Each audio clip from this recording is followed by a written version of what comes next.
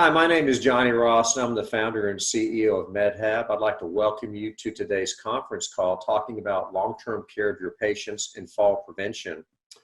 Today's facilitator is Vicki Tilley. She's a geriatric clinical specialist. She's the owner of ElderFit Physical Therapy and Consulting Incorporated. She's also a consultant to MedHab. As a disclaimer, I'd like to let you know that some of the information that we found today, relative reimbursements, is geographically specific. So the dollar amounts that are shown may or may not be applicable to your area, and we advise that you check with your plans before setting off on your reimbursement and putting the codes out there for your patients for these services. Today we're going to go, we basically introduced ourselves already. We'll go over telehealth and some considerations with telehealth.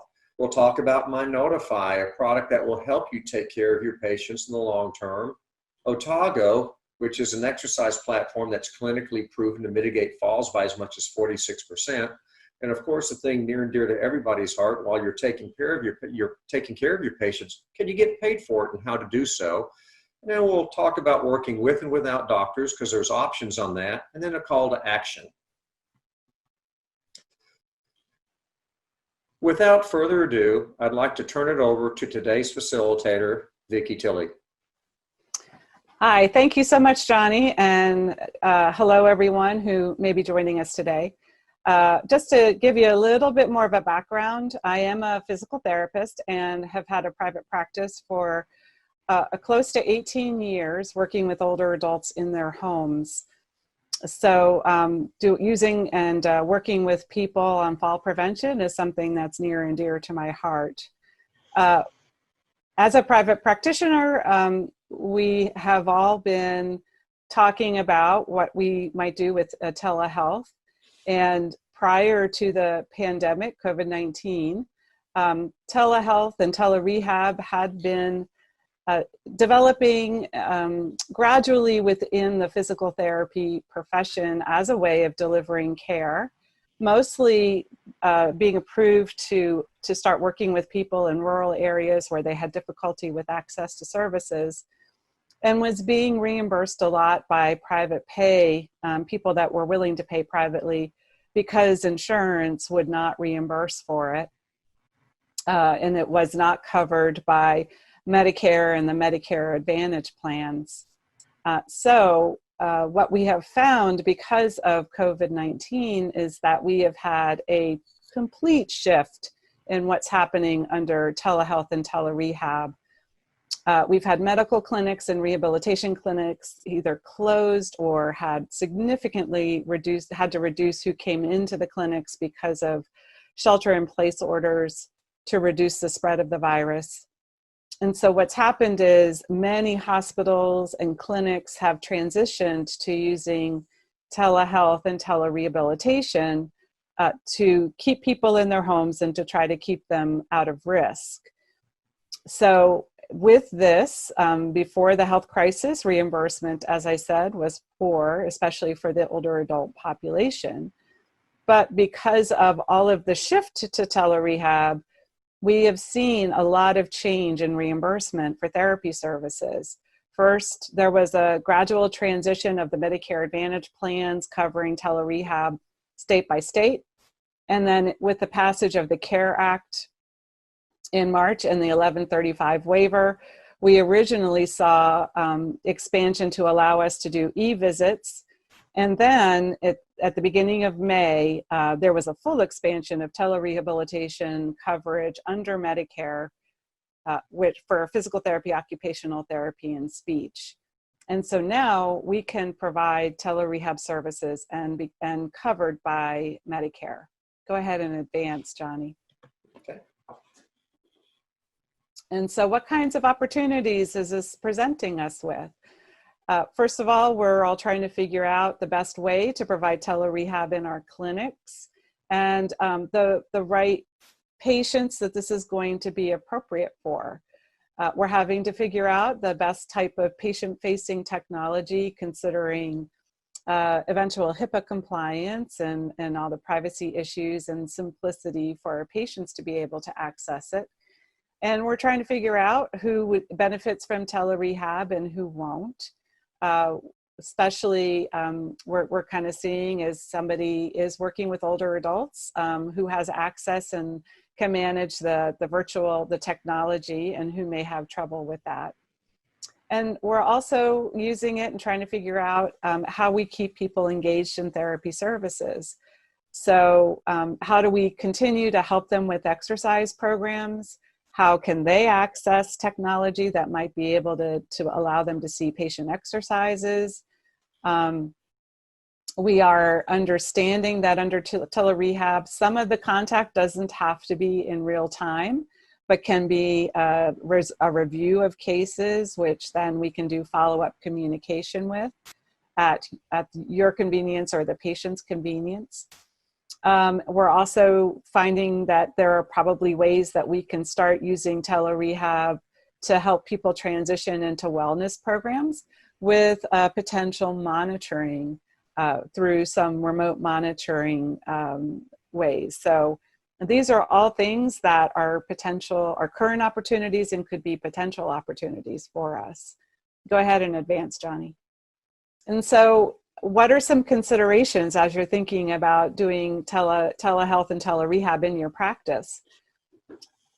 So what are the most effective ways to start telerehab? Again, it's looking at your patient-facing systems, interfaces to be able to talk with your patients. A lot of people are using interfaces like Zoom and some other free HIPAA-compliant interfaces. And what happens when the 1135 waiver is discontinued? This is something that currently is a real possibility, because when that waiver is discontinued by the federal government, potentially telerehab wouldn't be covered under Medicare anymore. There is a lot of activity underfoot right now in Congress to try to make sure that these expanded services will be continued benefits once the waiver is discontinued. And what other things can we maybe build into what we're doing from a telerehab standpoint as we move forward? Is it a great idea, and can we use remote monitoring to help us with the care of our patients? And then if we do remote monitoring, then we can get information like, how is the patient doing? Is the therapy working? Is the patient able to follow directions and following up with the recommendations that we have? Does the ability for the patient to put some input into what they're doing help to create some accountability for the patient? And are we seeing changes over time where the patient for some reason doesn't do as well, or we find that they've had a fall because they're wearing a fall prevention or a fall detection device, and we get that information. So as we're looking at telehealth and telerehabilitation, how can monitoring devices be a part of the care that we deliver and a support for patients in between our visits and as they're looking at doing more on their own? So Johnny, I'm going to turn it over to you to talk about the MyNotifi device. Sure. Thank you, Vicki. So, MyNotifi RX, as you see here, it's an app-driven device. It can be worn interchangeably on the wrist, the bra, a shirt chest pocket, or even on the belt with a belt clip that we provide. You can see a photograph of it here, how it's shipped. It comes with the charger, and here's the wristband itself, and it has an extender band if it's needed for ankles. The app is a very, very easy user interface. We made it so that that way your patients can get into it and use it very simply, and walk through the exercises that you select for them. There is an automatic fall detection algorithm, and on top of you being able to manage your patients with the device and like looking at that data long term relative, how they're moving, range of motion, speed of motion, overall compliance. They can also select as many family caregivers as they wish to be there in a time of need. So, if they fall or if they're just feeling terrible and they need some support, their family would be summoned And automatically, if they fall or if they need the help, they can push a button or touch the app, and it will send a message that requests for help. It could be, as few or as many people as they want. It could be a neighbor of, however long, grandkids, whomever's there. Everybody gets that message simultaneously, and it is HIPAA secured because the device is a Class 1 FDA regulated device, and it is exempt. It is HIPAA secured, and it meets FCC regulations both in the US and in Canada. So everybody gets those messages at the same time, and they can be there to support mom or dad in the event of a fall or other need. As again, while that's going on, you're on the other side of the house managing everything else that needs to work, that you're looking for as far as range of motion and strength that would offer you those good positive discussions with either the device, the user of the device himself or the family member. So it's pretty simple to use. We already said it connects to a smart device. If there's not a smart device, that's not really an issue because we do have a gateway that we've developed.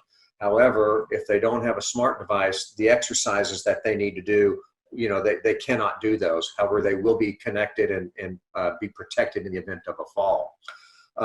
Unlike other devices on the market, this is not every month $30 or $40 or $50. It's once it's paid for, it's done. There are no monthly fees, no call centers, and there's even a potential for Medicare to reimburse for the device. I'll let Vicki talk about that a little later. But the two things I'd like to point out on this sheet here about MyNotifi RX are the two in green. One is that it's preloaded with the OTAGO exercises. And as I mentioned earlier, those exercises can mitigate falls by as much as 46%. And Vicki knows more than anybody about OTAGO, so I'm sure she'll tell you a little bit more than I can tell you.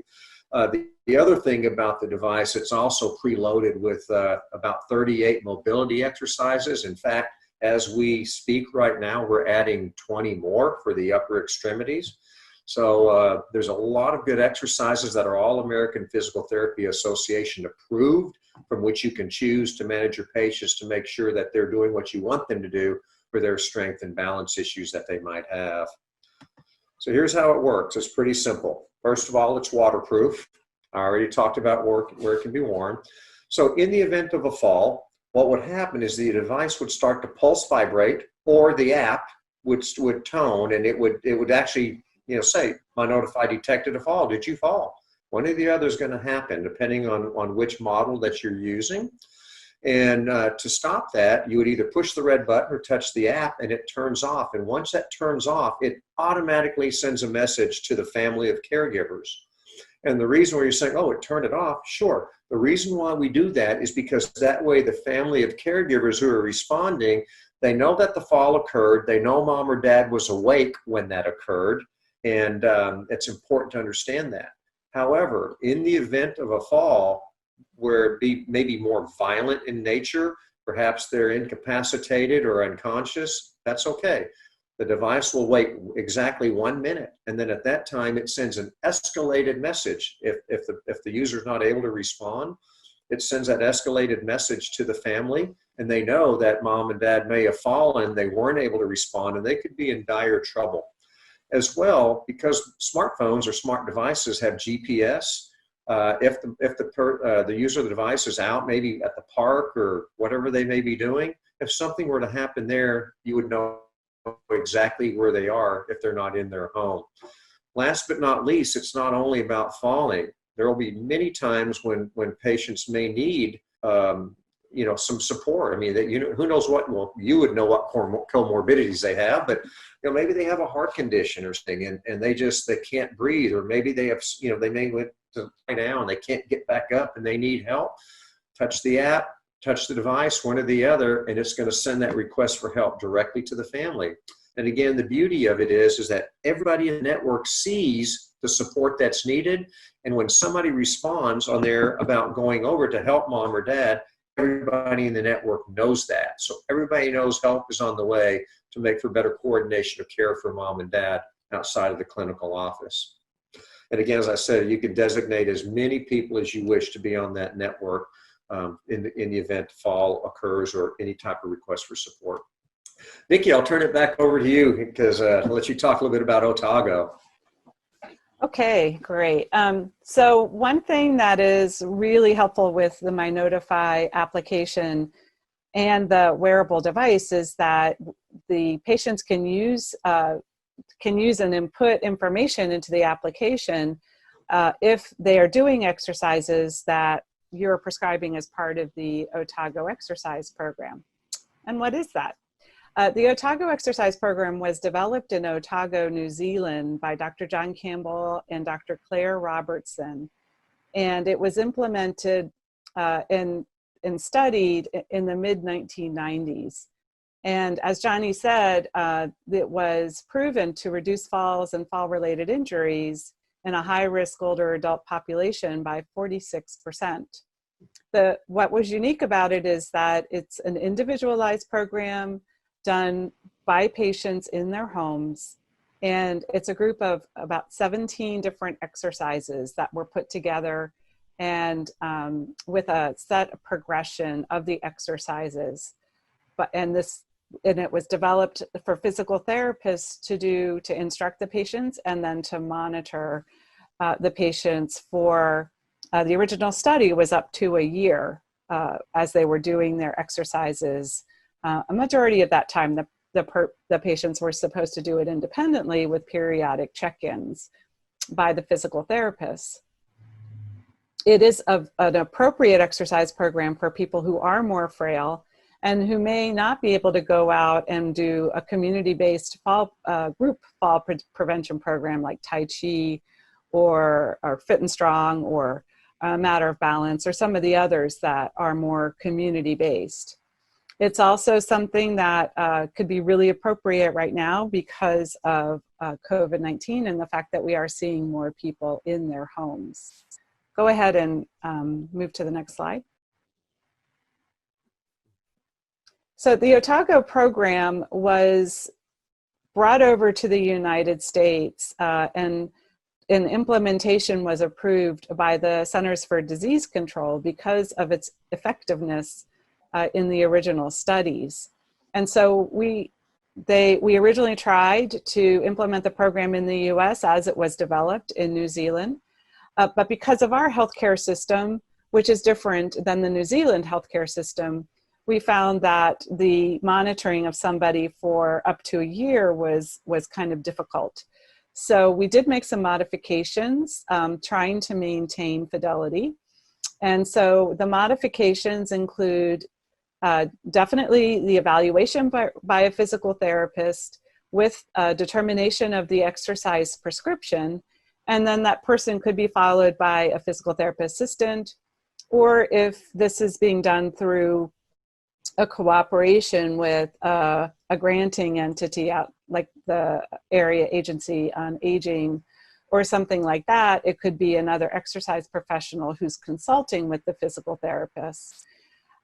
We also have the model where a patient could participate in a group and do the exercises in a group once they'd been evaluated by the physical therapist and the exercise prescription had been done.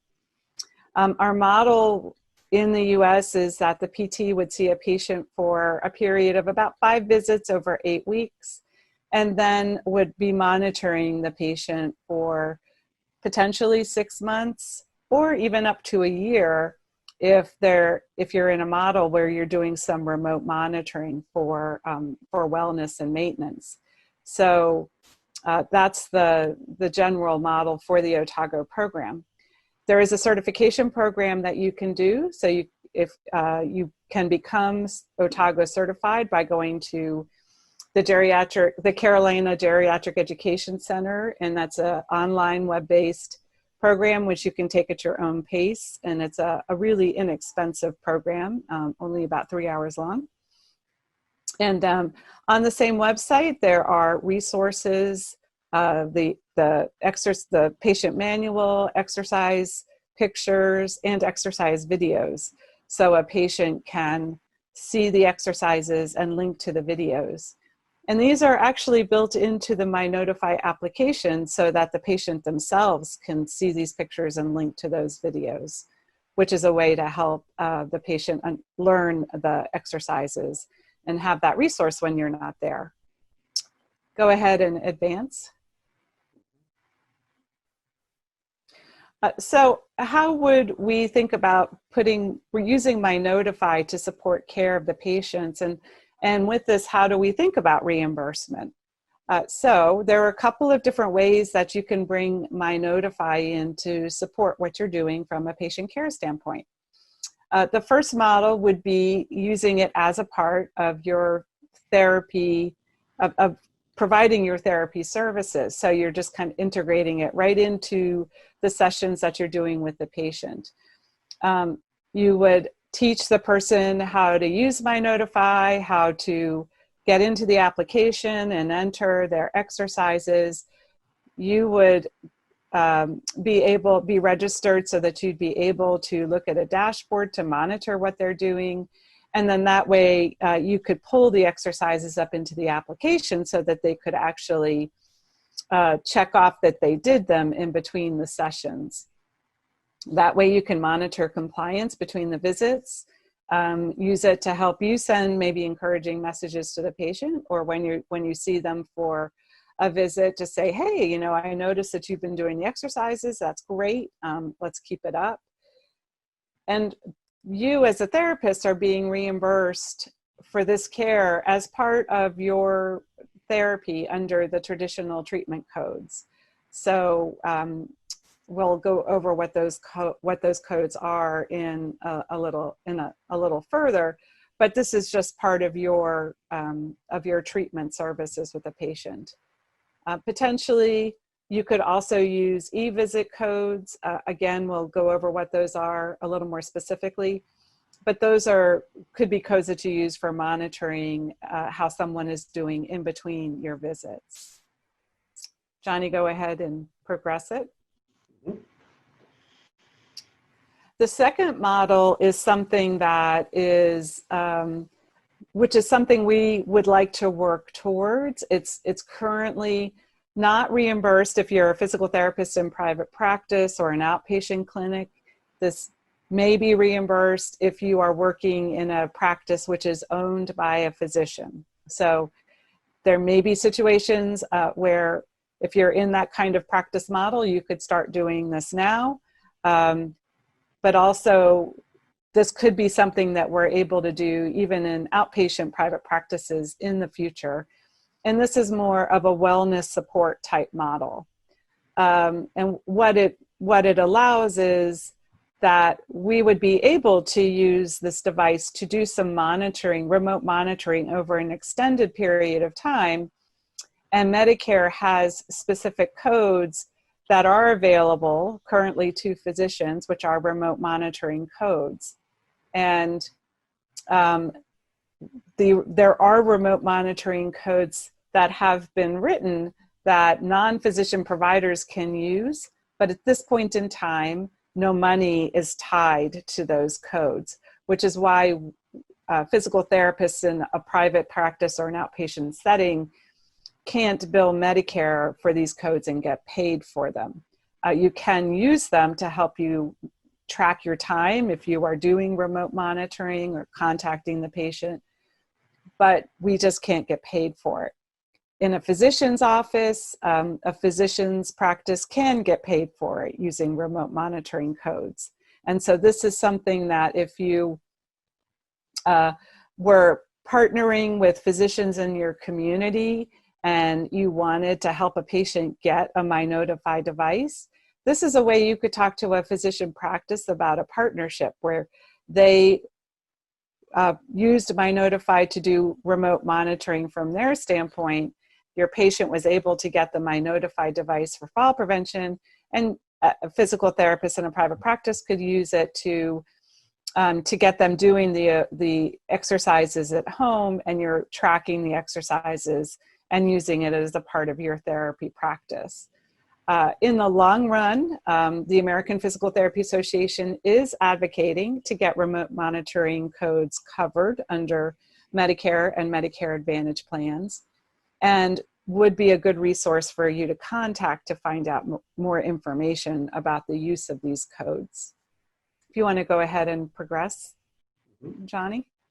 Sure. So, obviously to help manage this, you have to have appropriate dashboards so you can view those and from which you can make clinical judgments and have productive discussions with your patients or perhaps the family of your patients. So here on what you're seeing is a simple screenshot right there of the OTAGO provider dashboard.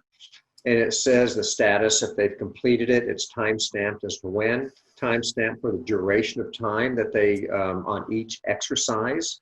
And as you can see, you can have multiple pages. This is a static screen, but there's up to 17, there are 17 exercises in OTAGO. I don't think you would normally have a patient doing all 17. You pick and choose which ones are the most appropriate, and they would be listed here. And you could be able to click on any one of those and see the history of their compliance and of what they're doing with the exercises, if that makes sense. As well, as we mentioned, there's about 38 American Physical Therapy Association approved exercises, and we're adding 20 plus right now for the upper extremity. But these are the exercises that you can actually monitor as well.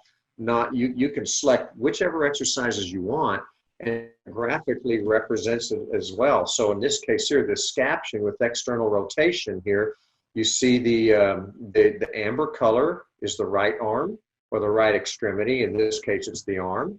And then the blue is the left, and it shows here the date and time of the exercises were performed, the speed in milliseconds, the repetitions that were achieved, and the degrees of motion. So if you click here on speed, reps, or degrees, in this case, it's already selected on degrees.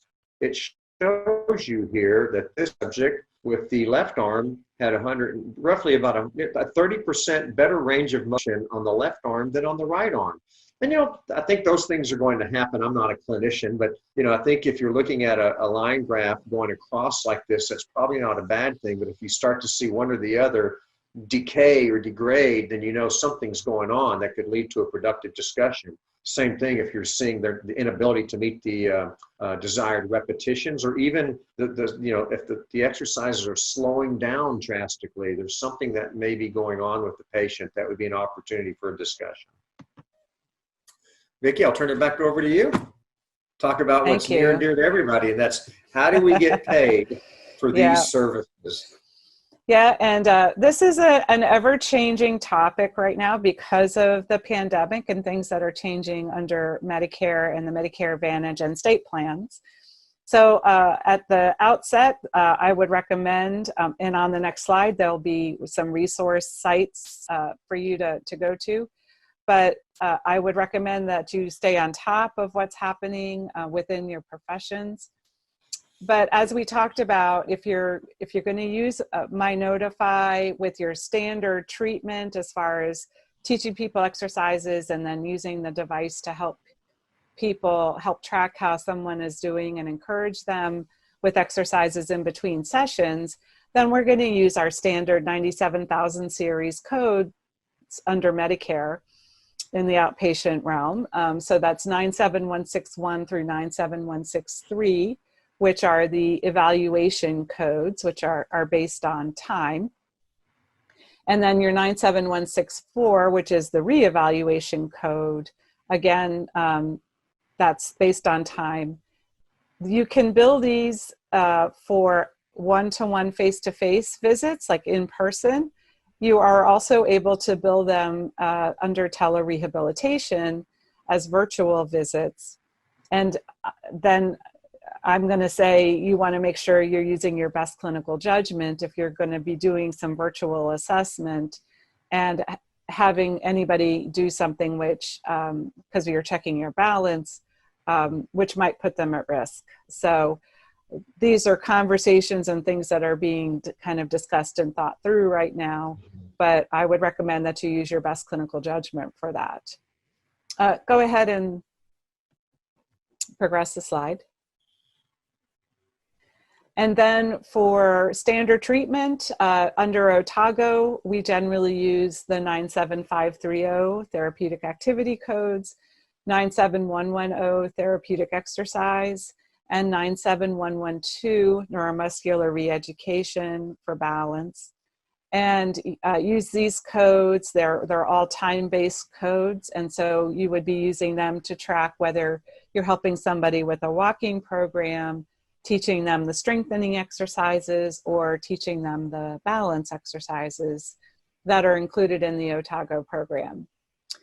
So again, these codes can be used whether you're seeing somebody face-to-face in person, or whether you're working with somebody through a telerehabilitation model. You can use the same codes, billing for the same amount of time, and they're seen as the same under Medicare and many of the Medicare Advantage plans.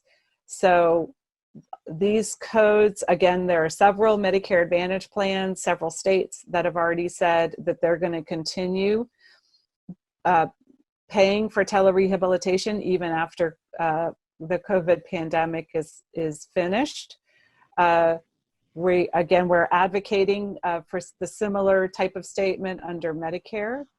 So please follow this through the American Physical Therapy Association and the American Occupational Therapy Association, because they are advocating for this.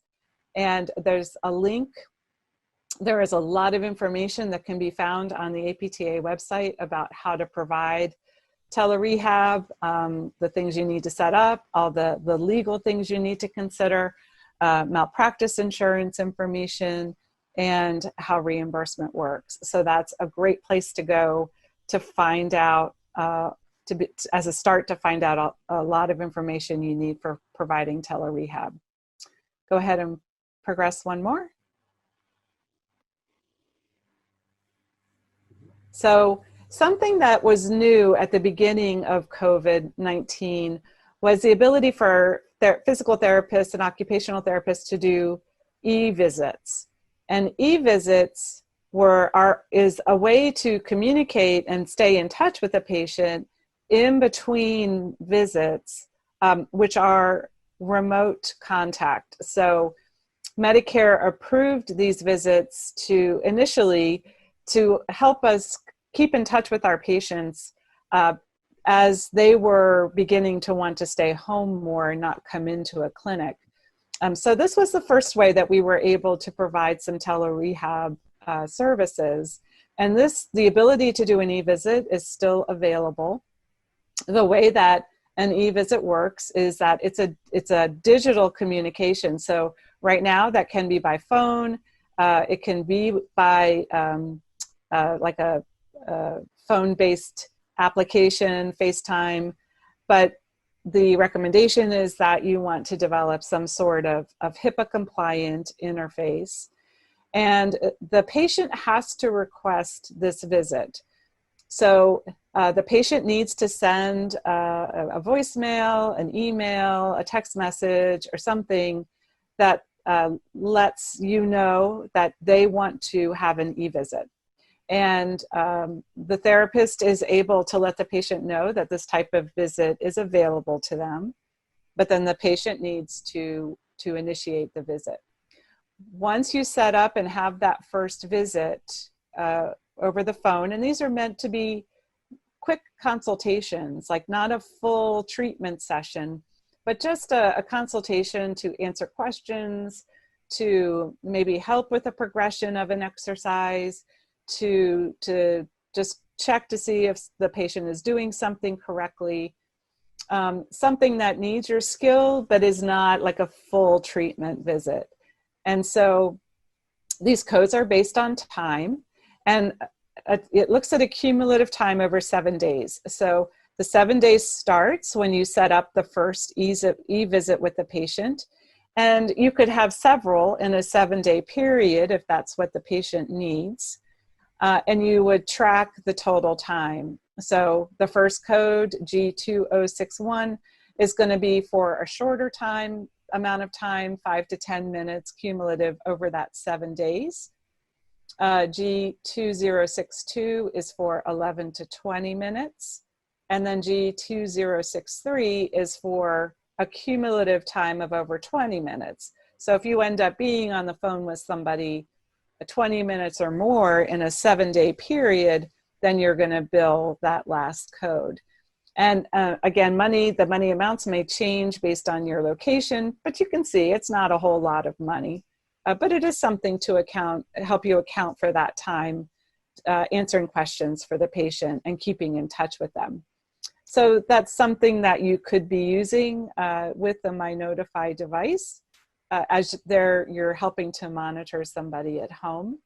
You could use this as a kind of a phone consultation or virtual consultation just to make sure that everything is going okay in between visits.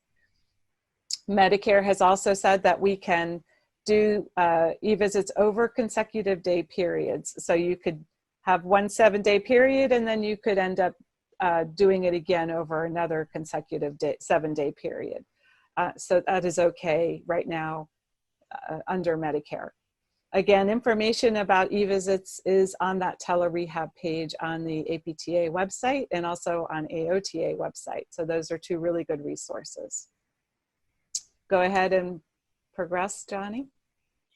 Sure. All right. Well, Vicki, thank you very much for all that great information on the CPT codes, the G codes, the 97,000 codes that are there for reimbursement purposes for long-term care patients. So let's talk a little bit about pricing and payment for MyNotifi RX.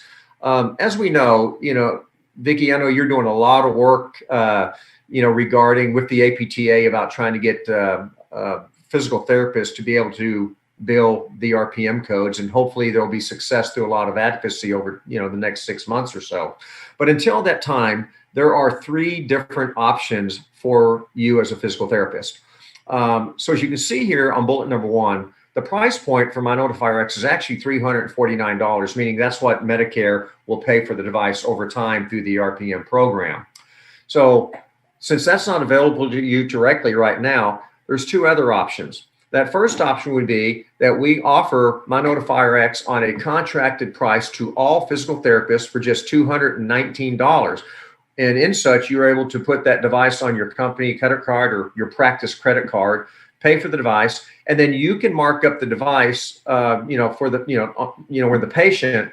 And that's just dependent on what your market can bear. But you can mark that up to $349. So you might make somewhere in the $40 or $50 profit margin. You can make up to $120. Again, only you can make that determination, but it's simple. You would just go online, put your credit card in there when you prescribe the device, and put your credit card in, and you get it for that price, and then you mark it up. Option number 2 would be that if you don't want to do that, and that's okay, your patient can then purchase the device for $299 on a one-time purchase. And if they're not able or willing to do a one-time purchase of $299, the price can be split up into 4 equal payments. However, the price then is $349 because we're carrying the note, and that's a 4-month lag on that revenue coming in. So either way, whether you do it or if your patient does it, it's a simple credit card transaction that's done on our secured website. It's your call on how you want to do it. And of course, the third option, as I started with earlier, is through the RPM program. If you are working with a provider and a doctor that is really practicing RPM, then the device can be paid for through Medicare. There's no cost to your patient, no cost to you, nor is there any cost to the doctor, because they're being billed for that monthly, the $62, and Medicare is paying that $62 to them, and then they, in turn, write that check based on an invoice back to us. So 3 options are available. You pick the way you want to do it. We're happy to help you either route that you choose. Vicki, would you want to take this on? Or you want me to continue here on this one? You can go ahead. Sure. Okay. So I kind of already talked a little bit. Yeah, so I thought I kind of went a little bit ahead here. But if we've already talked about if you're working independently or with a doctor, you communicate with that. And if the doctor doesn't know a whole lot about the RPM program, they can certainly give us a call, and we will get them coached up real quick, because they're going to hear a lot about this as this unfolds. I mean, the RPM program is pre-COVID-19, matter of fact. I mean, really all these codes came out in 2019, and they started taking off in 2020. And then all of a sudden COVID hit, as Vicki explained, and it kind of blossomed from there. And other things are starting to open up, which hopefully will stay around, and that's yet to be determined. But again, if the patient cannot afford it, or they say, no, I don't want to pay for that, then the best option then is to work directly with the doctor, because the code 99454 takes care of that at that point in time. I think that's a pretty simple thing at that point. I don't know if I need to continue on that. So it comes down to the call to action and the close here before we, let you know if you have any questions, you can send them to us. Actually, the best place to do so, I don't have it listed here, but it's support@medhab.com, and that's MEDHAB, support@medhab.com. You could call us there at 800-541-1420 for any questions that you have. My team is there to help you. They're not there to sell you on this. They'll answer any questions that you have. If you'd like to register an account, and what that means, you're just simply setting up the ability to use the technology. You'll need your NPI, because we do actually send that to Medicare to make sure that anybody that's using this technology and part of the, whether or not you're part of the RPM program, is in good standing with Medicare. You can also go to MyNotifi.com. You can learn more about the retail aspects of MyNotifi, because there are two products, MyNotifi, which is strictly retail, but a lot of the features that are built into MyNotifi are similar to MyNotifi RX. The difference is the RX module gives you as the provider the opportunity to work with your patients with OTAGO, most importantly, as well as manage those other exercises on an ongoing basis and receive reimbursements for it.